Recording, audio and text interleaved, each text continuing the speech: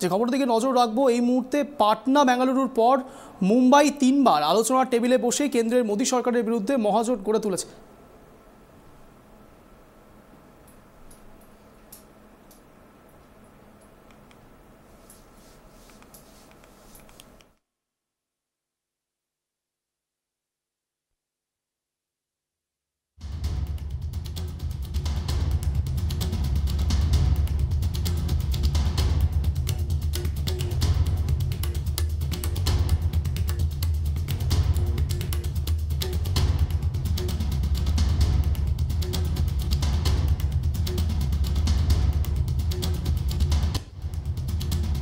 পাটনা বেঙ্গালুরুর পর মুম্বাই 3বার আলোচনার টেবিলে বসে কেন্দ্রের মোদী সরকারের বিরুদ্ধে মহাজোট গড়ে তুলেছে। এখন দেশের 28টি অবিজেপি দল এক ছাতার তলায়। তৈরি হয়েছে একাধিক কমিটি। গত বুধবার দিল্লিতে হয়ে গিয়েছে ইন্ডিয়ার সমন্বয় এবং নির্বাচনী রণকৌশল কমিটির প্রথম বৈঠকও। তবে শুধু অভ্যন্তরীণ জোট বৈঠক নয়, এবার জনমানবে সেই ভোটের প্রভাব ফেলতে নামছে ইন্ডিয়া জোট। বৈঠকের পাশাপাশি হবে যৌথ জনসভা। অক্টোবরের গোড়া থেকেই শুরু হবে দেশ জুড়ে একের পর এক জনসভা। মধ্যপ্রদেশের ভোপাল দিয়ে শুরু, তারপর একের পর এক রাজ্যে বৈঠকের সঙ্গে হবে জনসভা। মোদী বিরোধী জোটের অন্যতম মুখ তৃণমূল সুপ্রিমো মমতা বন্দ্যোপাধ্যায়। অসমর্থিত সূত্রের খবর, পুজোর পরে মমতা বন্দ্যোপাধ্যায়কে সামনে রেখে কলকাতায় হবে ইন্ডিয়া জোটের বিশাল এবং ঐতিহাসিক জনসভা। ইন্ডিয়া সমন্বয় নির্বাচনী স্ট্র্যাটেজি কমিটি এমনই সিদ্ধান্ত নিয়েছে বলে জানা গিয়েছে। কেন্দ্র থেকে মোদীকে উৎখাত করার ডাক শুধু নয়, জনসভাগুলিতে বিরোধী জোট শক্তি প্রদর্শনের পাশাপাশি বিভিন্ন অবিজেপি রাজ্যের উন্নয়নে খতিয়ান এবং সফল সরকার চালানোর কথাও নেতা নেত্রীরা তুলে ধরবেন জনতার সামনে। যে বিষয় নিয়ে এখনো পর্যন্ত কথা বলা খুব দরকার, তার কারণ এই ইন্ডিয়া জোট এবং মোদি এই দুই পক্ষের মধ্যে যে টানাপোড়েন চলছে, যেটা একেবারে সর্বসমক্ষে, যে টেক্সট পেটের মাধ্যমে আপনাদেরকে সেই জিনিসটা একটু বোঝানোর চেষ্টা করব। ঠিক কেন, কিসের জন্য রাজস্থান থেকে শুরু করে এতদিন যতগুলো বৈঠক হয়েছে, এবার একেবারে ভোপাল কেন কেন্দ্রস্থল, ভোপাল কেন্দ্রস্থল হওয়ার কারণ একটু বোঝানোর চেষ্টা করব আপনাদেরকে। এই মুহূর্তে সরাসরি একেবারে লাইভে আমাদের সঙ্গে ইতিমধ্যে স্টুডিওতে রয়েছে আমাদের ডেস্ক ইনচার্জ গৌতম দা, তোমাকে ডেকে নেব একটু। গৌতমদার সঙ্গে কথা বলবো এই বিষয় নিয়ে। ঠিক কি বিষয় নিয়ে, কেন হঠাৎ করে এই ভোপালেই বৈঠক চলছে, একটু যদি বিস্তারিত তুমি বোঝাতে দর্শকদের। অঞ্জন, তোমাকে যেটা প্রথমেই আমি জানাবো সেটা হচ্ছে যে মধ্যপ্রদেশ, অর্থাৎ যে 5টি রাজ্যে নির্বাচন রয়েছে, বিধানসভা নির্বাচন রয়েছে, মধ্যপ্রদেশ তার মধ্যে অন্যতম।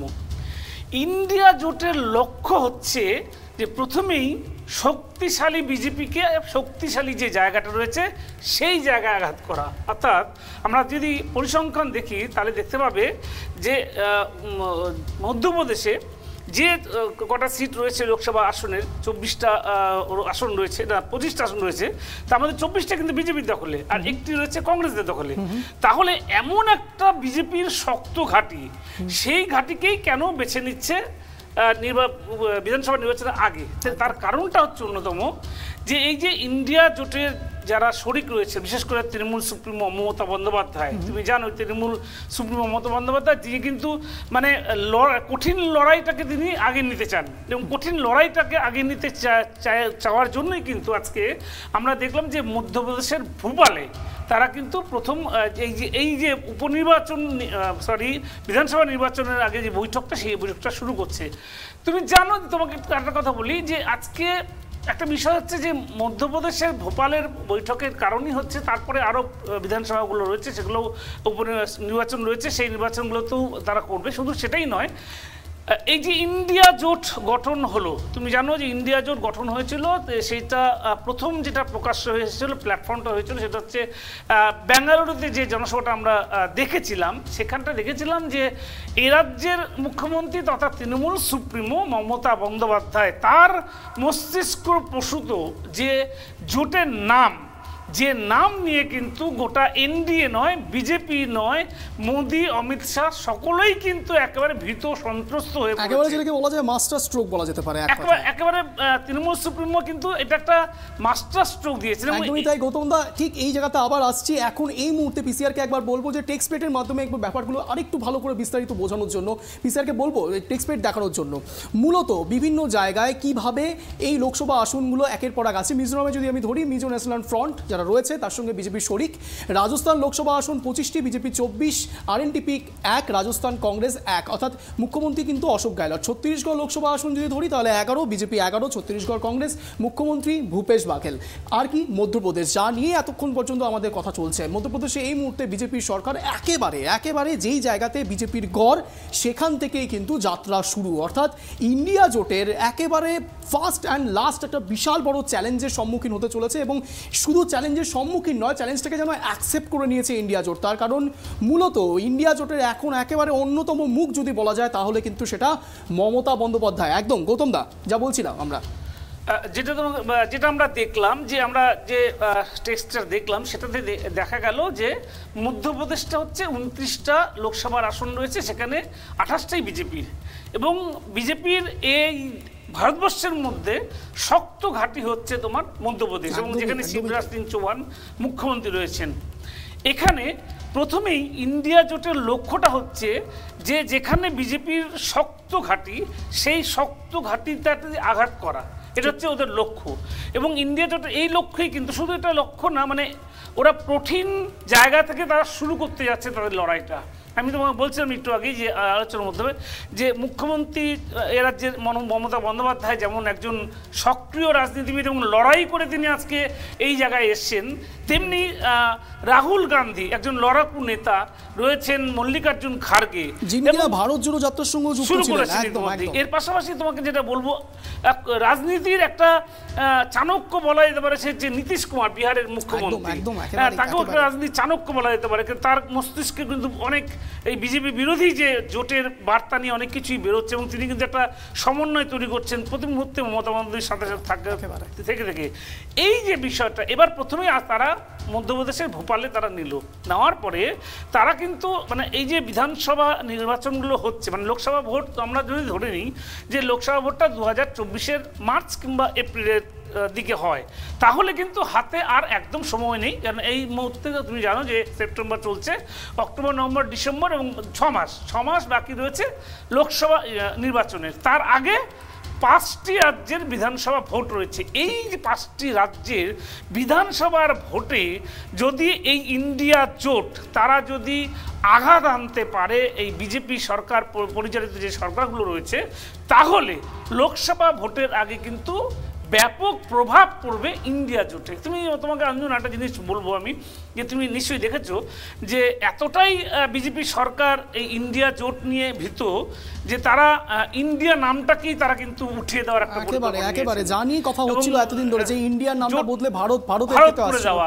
এবং শুধু তাই না, বিশ্বের দরবারে তুমি জানো জি সামিট যেটা হলো, G20 সামিটের যে কথা বলছিলেন, G20 সামিট যেটা হলো তুমি জানো, সেখানে বিশ্বের দরবারে যেখানে সমস্ত বিশ্বের প্রতিনিধিরা এসেছিলেন, প্রধানমন্ত্রীরা এসেছিলেন, রাষ্ট্রপতিরা এসেছিলেন, তাদের সামনে প্রধানমন্ত্রী তার নেমপ্লেটটা বদলে ভারত করে দিল, অর্থাৎ প্রধানমন্ত্রী ভারত, রাষ্ট্রপতি ভারত। এটা কারণ কি? এটা কারণ অঞ্জন একটাই কারণ, সেটা হচ্ছে একেবারে ইন্ডিয়া নামের ভীতি, যে নামটা এ রাজ্যের মুখ্যমন্ত্রী তথা তৃণমূল সুপ্রিমো তিনি দিয়েছেন তার মস্তিষ্কে প্রসূত। এবার এই ইন্ডিয়া জোটের যে সূত্র মারফত যে প্রোগ্রামগুলো রয়েছে, একেবারে এই বিধানসভা যেগুলো রয়েছে, সেই বিধানসভা যেসব রাজ্যে রয়েছে সে সমস্ত রাজ্যে তারা কিন্তু জনসভা করবে। বিভিন্ন সমস্ত কেন্দ্রীয় যে জোট রয়েছে সেই জোটের যারা নেতারা রয়েছেন, রাহুল গান্ধী থাকবেন, মমতা বন্দ্যোপাধ্যায় থাকবেন, অভিষেক বন্দ্যোপাধ্যায় থাকবেন, মল্লিকার্জুন খাড়গে থাকবেন, নীতিশ কুমার থাকবেন, লালু প্রসাদ যাদব থাকবেন, তেজস্বী যাদব থাকবেন। এরা এই যে 5টি বিধানসভা নির্বাচন হবে তার মধ্যে কিন্তু প্রত্যেকটা বিধানসভায় কিন্তু এই ইন্ডিয়া জোটের প্রতিনিধিরা তারা সম্মেলন করবে। এবং তার আগে সবচেয়ে বড় যেটা ব্যাপার, আগামী ভোপালে যে বৈঠক হচ্ছে সেটা একটা অত্যন্ত গুরুত্বপূর্ণ এই কারণেই তোমাকে অঞ্জন বলি, সেটা হচ্ছে যে খুব শীঘ্রই এই ইন্ডিয়া জোটকে তাদের কিন্তু প্রার্থী তালিকা, তাদের যে আসন বন্টন সেই প্রক্রিয়াটা শেষ করতে হবে। কেননা ইন্ডিয়া জোটের অনেক শরিক রয়েছে, সেক্ষেত্রে যেটা মমতা বন্দ্যোপাধ্যায় বলেছেন, যে রাজ্যে যে দল শক্তিশালী সেই রাজ্যে সেই দলকে আসন ছাড়াটা উচিত, এবং যেই নীতিতে চললে পরে সেখানটায় ইন্ডিয়া জোটের সুবিধা হবে, সেই বিষয়টি নিয়ে কিন্তু ভোপালে বৈঠকটা হবে। এবং ভোপালের এই বৈঠক নিয়ে কিন্তু তাকিয়ে রয়েছে এনডিএ জোট, তারাও তাকিয়ে রয়েছে ভোপালে কি হচ্ছে। শুধু তাই নয়, ভোপালের পরে এরপরে গোটা ভারতবর্ষ জুড়ে বিভিন্ন শহরে বিভিন্ন রাজ্যে। তবে সবচেয়ে তোমাকে অঞ্জন যেটা বলি, সত্যমত তুমি একটু আগেই বলেছিলে, এটা আমাদের কাছেও খবর রয়েছে যে পুজোর ঠিক পরে, তুমি জানো বাঙালির কাছে শ্রেষ্ঠ উৎসব দুর্গাপূজা বাংলায়, এবং সেই উৎসবের পরেই অর্থাৎ দুর্গাপূজার ঠিক পরেই কিন্তু কলকাতা শহরে মেগা সমাবেশ, অর্থাৎ ব্রিগেড ময়দান যে ময়দান, সেই ময়দানে মেগা সমাবেশ। সেই সমাবেশে কিন্তু সেই সোনিয়া গান্ধী থেকে রাহুল গান্ধী থেকে শুরু করে মল্লিকার্জুন খাড়গে থেকে শুরু করে শীর্ষ কংগ্রেসের শীর্ষ নেতৃত্ব থেকে শুরু করে পাটনা বিহারের মুখ্যমন্ত্রী নীতিশ কুমার, সমাজবাদী পার্টির সুপ্রিমো অখিলেশ যাদব থাকবেন, বিজেপির বিজু পট্টনায়ক থাকবেন, এই সমস্ত তাবর যারা বিরোধী জোটের নেতারা রয়েছেন তারা কিন্তু সমাবেশ করবেন। এবং যেটা প্রস্তুতিতে থাকবে হচ্ছে তৃণমূল কংগ্রেস, এবং যেটা বোঝা যাচ্ছে এখন পর্যন্ত যা বোঝা যাচ্ছে যে কলকাতার এই সমাবেশ, মেগা সমাবেশ হবে, এই সমাবেশ থেকেই কিন্তু একেবারে লোকসভা ভোটের চূড়ান্ত প্রস্তুতি শুরু করবে ইন্ডিয়া জোট। একদম বলা যেতে পারে, একদম ঠিক। এখানে একটা মজার ব্যাপার আসছে, এখনো পর্যন্ত ইন্ডিয়া এবং ভারতের এই যে নাম বদলের যে তরজাটা চলছে, এই মুহূর্তে কিন্তু এখনো পর্যন্ত কেন্দ্রীয় সরকার থেকে ইন্ডিয়া এবং ভারত তরজার মধ্যে কোনো রকম কোনো স্টেটমেন্ট এখনো পর্যন্ত ওদের কাছ থেকে পাওয়া যাচ্ছে না। এটা গেল 1 নম্বর পয়েন্ট। দ্বিতীয় পয়েন্ট, এই যে এক দেশ এক নির্বাচন, এই নিয়েও যে তরজা চলছে তা নিয়েও দেখা যাচ্ছে তারা কিন্তু একেবারেই সাইলেন্ট, একেবারে যেন বাকরুদ্ধ হয়ে বসে রয়েছে। এরই মাঝে হঠাৎ করে একটা বিশেষ অধিবেশন হবে, বিশেষ সংসদীয় অধিবেশন হবে। এখানে কি এরকম কোনো স্ট্র্যাটেজি থাকতে পারে যে এটা শুধুমাত্র একটা বিভ্রান্তকর কোনো একটা পথ, যে সমস্ত বিরোধী দলকে দুটো জায়গা দেখিয়ে তাদেরকে বিভ্রান্ত করার কৌশল করে আরও কোনো মাস্টার স্ট্রোক দিতে পারে, বা কোনো রকমভাবে আরও বিরোধীদের কোনো একেবারে, যেটা দেখতে পাচ্ছি আমরা প্রথম থেকে, যে একটা কোণঠাসা করার একটা চেষ্টা প্রতিনিয়ত করে যাচ্ছে, সে পেট্রোল ডিজেল থেকে শুরু করে বিভিন্নভাবে বা আন্তর্জাতিক স্তরেও একেবারে কোণঠাসা করার ইচ্ছে বিরোধী জোটদেরকে। তাহলে কি এটা কোনো রকম কোনো আঁচ পাওয়া যেতে পারে যে পরবর্তীকালে যে অধিবেশনটা হবে তারা এই দুটোকে শুধুমাত্র একটা যে জরিয়া করছে, কিন্তু মূল লক্ষ্য একেবারে কিছু আলাদা? তোমাকে বন্ধন এই বিষয় নিয়ে একটা কথা বলবো, সেটা হচ্ছে বিরোধী জোট যাতে ঐক্যবদ্ধ হতে না পারে সেজন্য কিন্তু কেন্দ্রের এই বিজেপি সরকার অর্থাৎ মোদি একবার ইন্ডিয়া নামের পরিবর্তন করে ভারত নাম করা, আর একবার বলছে যে তারা এক দেশ এক নির্বাচন, এই একটা মানে এই সমস্ত ইয়েগুলো মানে ইস্যুগুলো তারা তুলে দিয়ে মানে বিরোধীদেরকে কিন্তু একটা বিভ্রান্ত করার চেষ্টা করছে, যাতে বিরোধী ঐক্যটা যাতে নষ্ট হয়।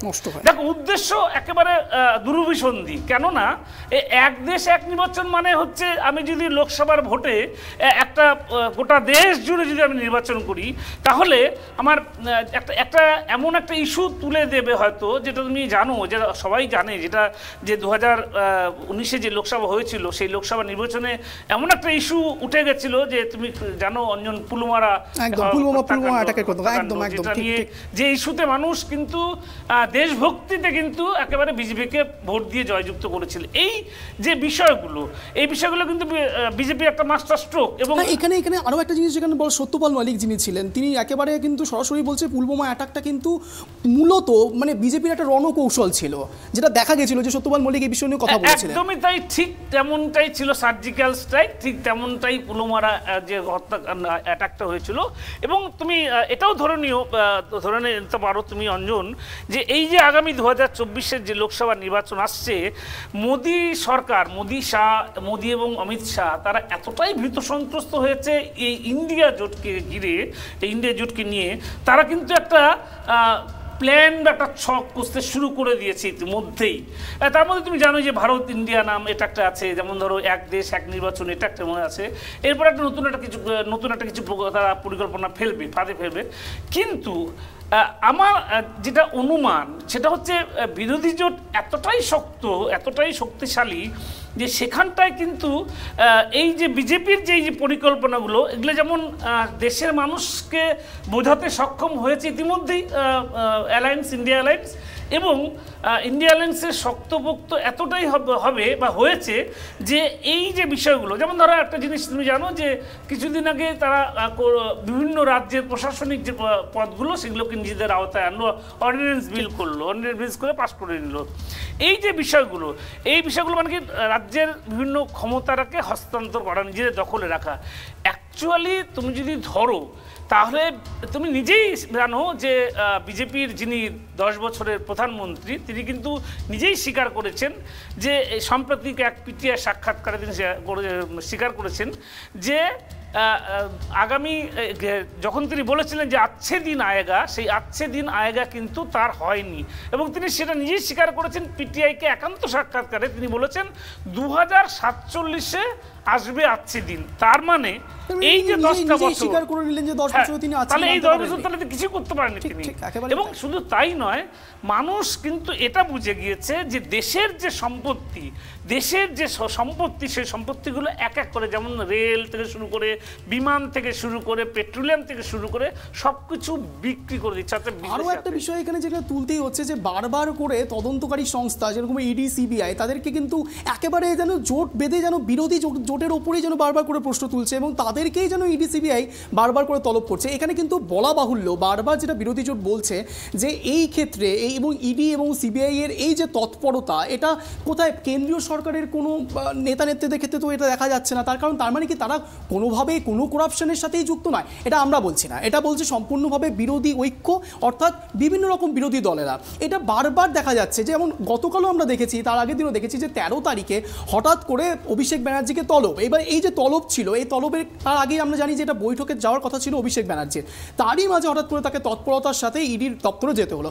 সেখানেও আমরা দেখেছি যে সেখানেও হ্যাশট্যাগ একেবারে ট্রেন্ডিং ছিল এবি ঝুঁকেগানি, এবং কিন্তু সে কিন্তু ঝোঁকেও নি, সে কিন্তু তাকে কিন্তু দেখা গেছে সে একেবারে 11:30 কিন্তু পৌঁছে গিয়েছিল ইডির দপ্তরে। এই যে বারবার এই যে টানাপোড়েনগুলো চলছে, কি বলবে এই বিষয়ে? দেখো, দেশের মানুষের কাছে যে উন্নয়নের বার্তা নিয়ে এসেছিল বিজেপি সরকার, বিজেপি সেটা কিন্তু করতে পারেনি। সেটা নিজেই স্বীকার করেছেন দেশের প্রধানমন্ত্রী যে উন্নয়ন করতে পারেনি, উল্টে সরকারি কিছু সম্পত্তি তারা বিক্রি করে দিয়েছেন। এবং যেটা সবচেয়ে বড় বিষয় সেটা হচ্ছে যে এই যে প্রতিটা মানুষের অ্যাকাউন্টে হাজার হাজার টাকা ঢুকিয়ে দেবেন, তারপরে উজালা গ্যাস করে দেবেন। আমরা দেখেছি উজালা গ্যাস করে দিয়েছিলেন, মাত্র 6 মাস উপভোক্তারা যারা ছিলেন তারা তাদের সাবসিডিটা পেয়েছেন।